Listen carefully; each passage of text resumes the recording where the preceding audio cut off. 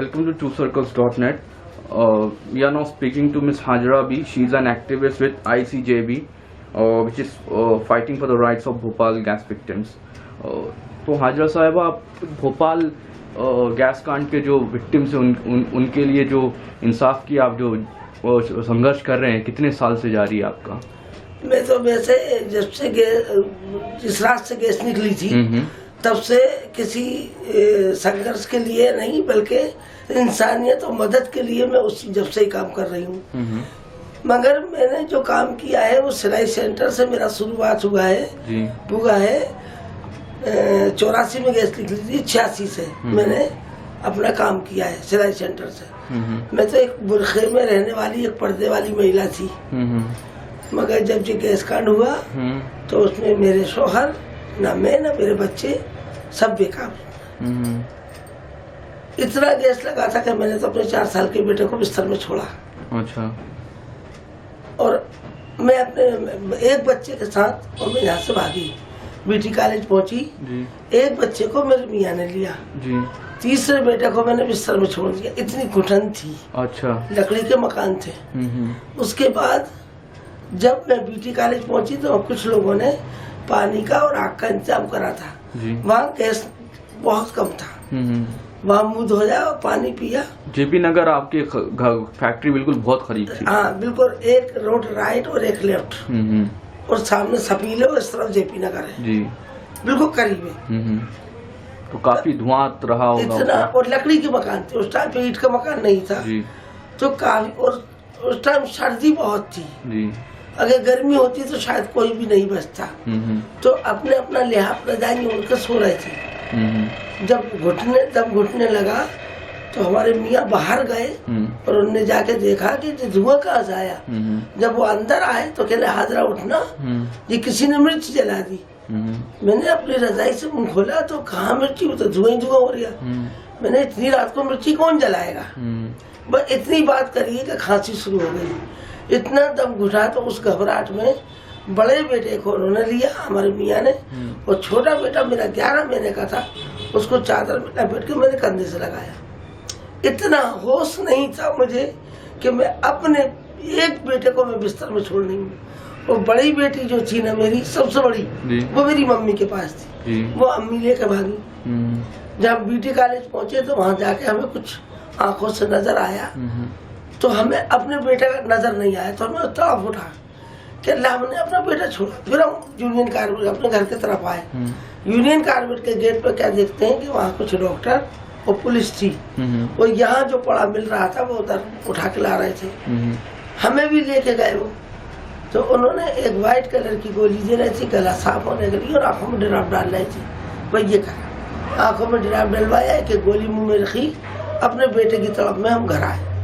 तो उस टाइम पे हम बीड़ी बनाते थे, तो कचरा रखा हुआ था बीड़ी का, उसमें हमारे मियाँ ने आग लगाई, तो उससे थोड़ी रोशनी हुई। उतने धुएं में हम वापस आ गए। तो घर में हमने अपने बेटे को नहीं पाया। जो वो हमाली करते थे, उस हमाली का जो ठेला रखा हुआ था, उस पर हमारा बेटा मुझे बेहोश मिला। अच्छा। 4 साल का था वो जी।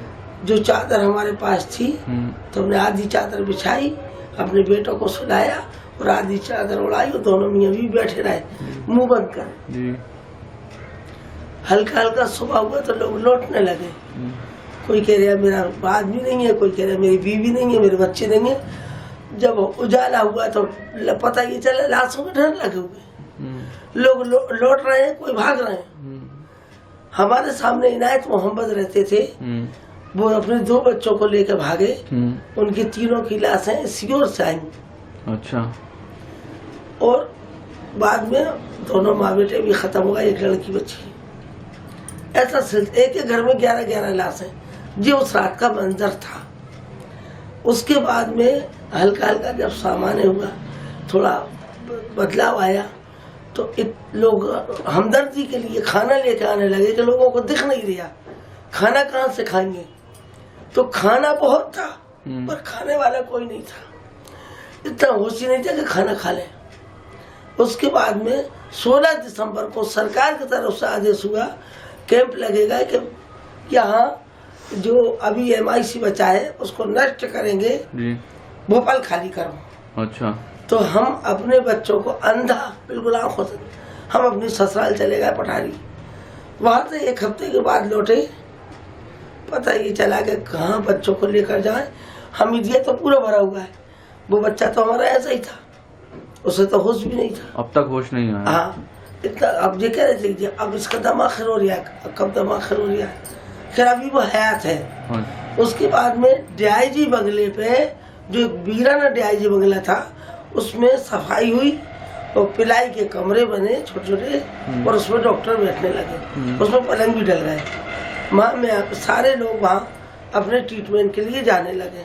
वहाँ मेरे बच्चे को भी बहरहाल उसको तो बहुत गैस लगी। उसके बाद कभी हमीदिया, कभी DIG बंगला, कभी प्राइवेट, ऐसा दिखाना शुरू कर दिया। कुछ दिन के बाद हमें कुछ दूध मिलने लगा जी। फिर गल्ला बंटने लगा, 1 साल तक गल्ला मिला। 85 में सिलाई सेंटर महिलाओं के लिए खुले। मेरी अब लड़ाई की शुरुआत हो रही है जी। वहाँ इलाहाबाद बैंक ने जो कमजोर हो गए थे उनको रोजगार के लिए इलाहाबाद बैंक ने 4000 से लगा के 6000 रुपया लोन दिया उनके रोटी रोजी के लिए। हमारे मियाँ को भी मिला। अब वहाँ जिसके मकान में घरों में मशीनें थी, वो महिलाएं जाके वहाँ सिलाई की ट्रेनिंग लेने लगी। हमारे पास तो नहीं थी। अब उसके बाद का देखता है, एक बेच निकल गया 6 महीने का, दूसरा निकल गया। हमें सिलाई सेंटर में जब भी हम जाए तो हमें ये अनंतरित एप्लीकेशन कैसे दी जाती है, किस तरह से इनके लिए हम अपनी बात को रखें, मैडम में भगा दें। एक रोज हमें मशवरा मिला, मैया अबरार भाई रहते थे कि लड़की तू पागल है, तू कलेक्टर से मिल, कलेक्टर से तेरी हो सकता है बात सुन ले। कभी हॉस्पिटल में रहते थे बच्चे के साथ, कभी अपने छोटे छोटे बच्चे। एक काफी के पेज पे नाम हाजराबी, पति का नाम मकसूद अली, मकान नंबर 384। हम चाहते हैं कि हमें भी सिलाई सेंटर में काम मिले। ये लाइन लिख के हम ले गए। वहाँ इंतजार करते रहे। जैसे कलेक्टर आए तो उनका नाम था प्रवेश शर्मा। उनके जैसे वो टेबल पर कुर्सी पे जाके बैठे, अपने टेबल पे वो कागज रख दिया। कहने क्या है, मैंने क्या पढ़ लीजिए। तो कहने लगे बंद करो से पढ़ लीजिए। उन्होंने पढ़ा कि ना आप सिलाई सेंटर में काम लेना चाहती हैं। मैंने कहा, कहने लगे कि आपके घर में किसी को लोन मिला। मैंने कहा हमारी मियाँ को मिला। कितना मिला? 6000। उससे से कमाओ खा। मैंने वो तो खत्म हो गया। 6000 रुपये वो तो खत्म हो चुके। जब कमाएंगे नहीं तो बेटे बेटे खा लिए। कह रहा आपको फिर वो सिलाई सेंटर में काम नहीं मिलेगा। मैंने की क्यों? कहने लगे कि वो आपके मियाँ को लोन मिला है। तो मैंने की जिसके घर में लोन मिला है उस घर की महिलाएं काम कर रही हैं। बात करने का तमीज तो था नहीं। हम इसी तरह से बोले जा रहे हैं। कहने लगे कि वो आपके पास क्या सबूत है? उनके आपके पास क्या सबूत है? चलो हम सबूत दें हमारे JP नगर में। तो वो मुस्कुराए और उस कागज के टुकड़े पे सील लगाई और साइन करे कि जाइए आप घर मत जाना, सीधे सिलाई सेंटर जाना। हम सीधे सिलाई सेंटर पहुंचे और वहां जाके संतोष मैडम की टेबल पे हमने वो पर्चा रख दिया। संतोष मैडम कहने आप फिर आ गई। मैंने क्यों? ये पर्चा पढ़ लो। जो उन्होंने इनका सील देखी कि जाओ समसा मैडम के पास। हम समसा मैडम के पास पहुंच गए। 3 शेड बने हुए लाइन से। समसा मैडम कहने लगी हाजराबी आप फिर आ गई। मैंने कहा हम तो आएंगे। जो उन्होंने पर्चा देखा, अच्छा ठीक है जाओ मशीन पे बैठ जाओ। कहाँ भगा देती थी हमको। तो 22 मशीनों पर महिलाएं बैठी हो, 3 मशीनें आगे खाली पड़ी। कहले आप पीछे बैठ जाओ। मैंने क्यों? ये आपके रिश्तेदारों के लिए है। हमारा हौसला बुलंद हुआ। अच्छा जहाँ आपका दिल चाहे वहाँ बैठ जाओ। हम आगे 23वीं मशीन पे बैठ गए, काम करने लगे। हमारा हौसला वहाँ से बुलंद हुआ। तो आपने जब अपने हक की लड़ाई लड़ी तो आपका हौसला कुछ करने के लिए तो कुछ करना, मतलब कुछ पाने के लिए कुछ करना पड़ता है। वहाँ से कामयाबी मिली नहीं, कुछ नहीं मिली हमें। उससे पहले हम कुछ हम ये निकलने नहीं देते थे। कुछ घर में पीढ़ी बनाते थे। उसके बाद में हमने 6 महीने की ट्रेनिंग ली और फिर हमें वो डिप्लोमा मिला, हमने बहुत अच्छी फाइल बनाई। तो उस वक्त राजीव गांधी आए, राजीव गांधी की हमारी आमने सामने बात हुई। अच्छा। और उन्होंने हमारी फाइल पे साइन करे। फिर हमें डबल ट्रेनिंग मिली पैंट शर्ट की। तो उस वक्त पहले ट्रेनिंग में हमें 150 रुपये महीना मिलता था, मात्र 150 रुपये महीना। फिर हमें जब पैंट शर्ट की ट्रेनिंग मिली तो हमें 200 रुपये महीना मिला। तो चड्डी फराक की 6 महीने करी और पैंट शर्ट की 2 महीने करी। हमारे पास डबल डिप्लोमा है अभी। अच्छा। उसके बाद हमें घर काम देने लगे। उसके बीच के दरमियान में अब्दुल जब्बार का सेंटर भारत टाकिस पे वहाँ सिंगल सिलाई होती थी, हमारे यहाँ डबल होती थी। अपन डबल करते थे। एक रोज वहाँ की महिला से हमारी मुलाकात हुई। हमने क्या, हमारी तो रील कम मतलब धागा कम पड़ जाता है और टाइम भी हमारा जाता है। यहाँ सिंगल क्यों होती है, हम यहाँ डबल क्यों होती है? वहाँ से हमारा हौसला बुलंद हुआ, हम सिंगल सिलाई करके लेकर आए। तो यहाँ की मैडम फराक को पलट के देखती थी। जब हमारी फराक पलट के देखी तो उन्होंने फेंक दी कि राजा भी तुम्हारा दिमाग खराब है क्या, तुम सिंगल सिलाई करके लाएंगे? मैंने कहा हम सिंगल ही लाएंगे। कह रहा क्यों? मैंने कहा या तो भारत टाकिस में डबल करवा दो या जेपी नगर में सिंगल करवा दो। फिर सोतेला भी हम हमारे साथ क्यों? वही यूनिफॉर्म वहाँ जाते हैं स्कूलों में, वही यूनिफॉर्म हमारे स्कूल के सिलाई सेंटर के जाते हैं। हमारी सिंगल सिलाई हो गई। वो हमने अपनी एक कामयाबी पाई। फिर हमने यूनियन बनाई। यूनियन में फिर हमें काफी सफलता मिली। 93 में हमारा सिलाई सेंटर बंद हो गए। हमने 93 से लगा के और 95 तक बहुत लड़ाई लड़ी, पर सिलाई सेंटर नहीं खुले। हम फिर बेरोजगार हो गए। फिर उसके दरमियान में दंगा हुआ 92 में। दंगे में हमने पूरी जेपी नगर की मदद करी। अकेले दम पे हमने मिलिट्री की गाड़ी रोकी और यहाँ की पुलिस से बचे, जो पुरुषों को उठा जेंट्सों को उठा के लेके जा रहे थे। हमारा हौसला बुलंद होता गया। उस दरमियान में फिर हमारे मियाँ का साथ छूट गया हमसे। हमारे मियाँ हमको छोड़ के चले गए। उनका कैसे इंतकाल हुआ? उनका इंतकाल तो अभी 4 अप्रैल को हुआ 2013 में। मतलब कि बाहर निकल गए? बाहर निकले, फिर लौट के नहीं आए। फिर वो लौट के नहीं आए। हम अपने घर वालों से मिलते रहे। फिर 4 बच्चों की परवरिश हमारे सर पे आ गई। अच्छा। तो 8 साल तक मेरा बेटा भर्ती रहा उसमें हॉस्पिटल में। कभी उसने स्कूल का मुंह नहीं देखा, कभी खेल कूद नहीं देखा। बाकी बच्चे भी अनपढ़ रह गए, सिर्फ बेटी 10वीं तक पढ़ी, वो सबसे बड़ी थी। उस दरमियान में कभी गरम मसाले का काम करा, कभी बंजारों के कपड़े में सीने का काम करा, कभी बिड़ी बनाई, कभी प्रेस के ऊपर जो कैची 1 कैची 2 वालों की किताबें बनती थी 15 रुपए 1000 वो बनाई। इस तरह से अपने बच्चों को पाला। अब जब 200 रुपये महीना मिलता था उसमें हमारा कुछ गुजारा चला। जब हमें राहत मिलने का, मुआवजा मिलने का टाइम आया तो सबको 25-25 हजार रुपया मिला। तो पहले मिला 200 रुपये महीना, तो किसी को 7 साल मिला, सॉरी किसी को 4 साल मिला, किसी को 5 साल मिला, किसी को पूरा 6 साल मिला। वो 6 साल का हुआ 14,400।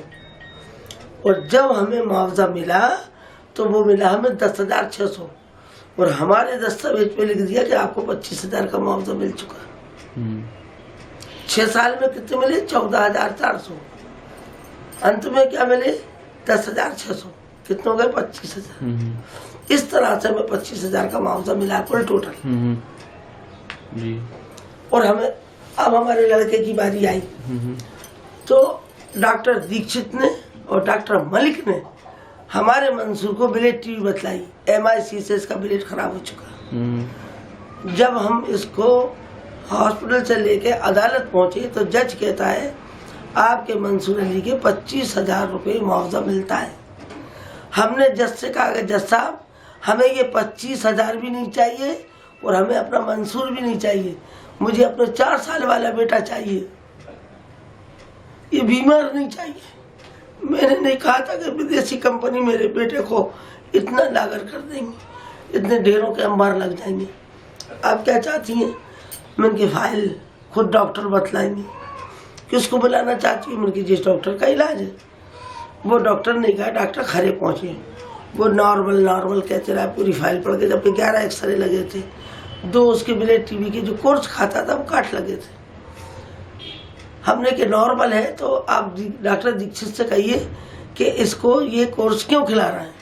हमीदिया का रिकॉर्ड मंगवाइए कि मेरे बच्चे को मैं बिल्कुल इसको यतीमियों की तरह छोड़ देती हूँ, किसी मेरे पास इतना वक्त नहीं है, और इसको लेके जाती हूँ। उनने फाइल बंद करी, हेड ऑफिस पहुँचाई, वहाँ से 30,000 रुपये बढ़ के आया, और 25 वो कितना हो गया 55। वहाँ से हमारा हौसला बुलंद हुआ कि लड़ने से और बोलने से कुछ मिलता है। उसके बाद में उसको 55,000 रुपये का मुआवजा मिला, कट के मिले उससे 42,000, 39,000। फिर उसका वो पैसा जमा हो गया, फिर उसको वही पैसा मिला। जब दोबारा से जो हमारा पैसा रखा हुआ था, जो बचा हुआ पैसा था, हमें जो रिजर्व बैंक में, वो फिर हमने लड़ा। फिर अपने हमारे जो 5 संगठन बने, 5 संगठन के साथ हम शामिल हुए। हमने अपनी यूनियन छोड़ दी। अकेले हम क्या करते, सिलाई सेंटर में जो लड़कियां थी, ये सबकी शादी हो गई, सिलाई सेंटर बंद हो गया, सारी औरतें बिखर गई, अकेले हम क्या करते। फिर हम जो संगठनों के साथ शामिल हुए 2003 से 2003 से अभी तक हमारी ये लड़ाई जारी है। तो अभी 30 साल मुकम्मिल होने आ गए हैं भोपाल गैस कांड के। अब तब से अब तक 30 साल से आप संघर्ष कर रही हैं। आपको अब क्या लगता है, अब 30 साल के बाद इतना अरसा गुजर चुका है, अभी आपको कुछ इंसाफ की उम्मीद है? नहीं है, उम्मीद है। किस लिए कि जो पैसा हमारा सरकार खा रही थी, एस मुरलीधर जो सुप्रीम कोर्ट के एक वकील थे, आज वो जज बन चुके, उन्होंने हमारी लड़ाई लड़ी, और 2005 में जो बचा हुआ पैसा था फिर हमें वो दोबारा से दिलवाया। वो सरकार ने मुआवजा नहीं दिया, वो हमारा ब्याज का पैसा था।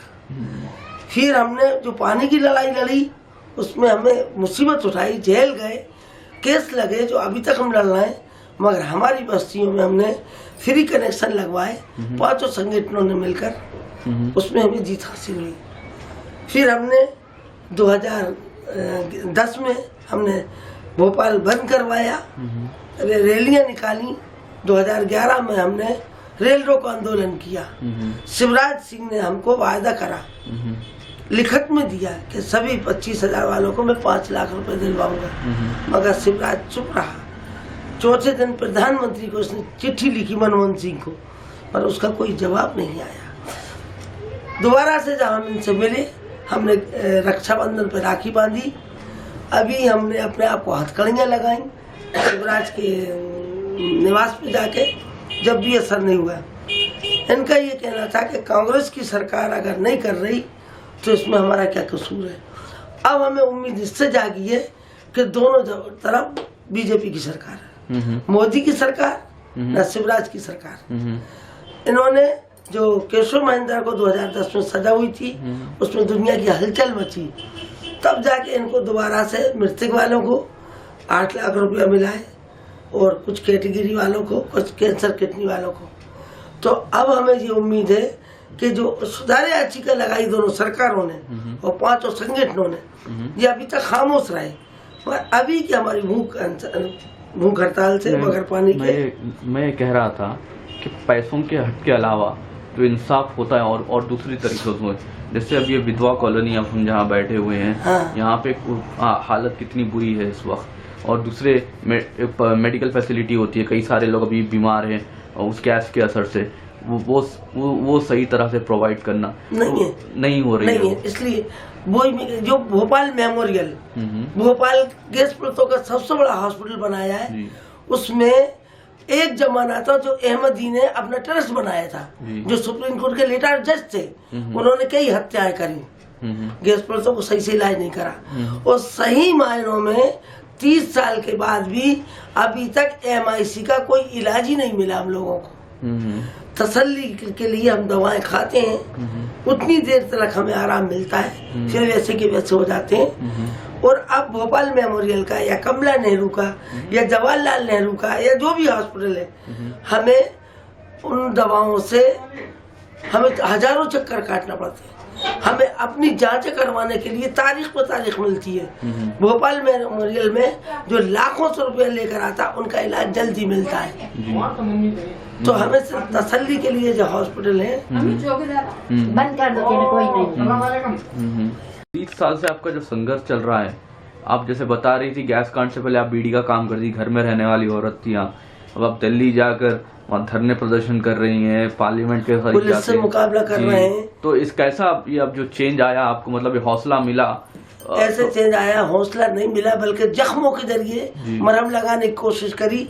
एक तो मेरा बेटा बीमार, जो मैंने 8 साल का वक्त गुजारा, दूसरे शोहर का साथ छूट गया तो बच्चों का पालन पोषण करा, पर्दे में रह के मैं कुछ नहीं कर पाती।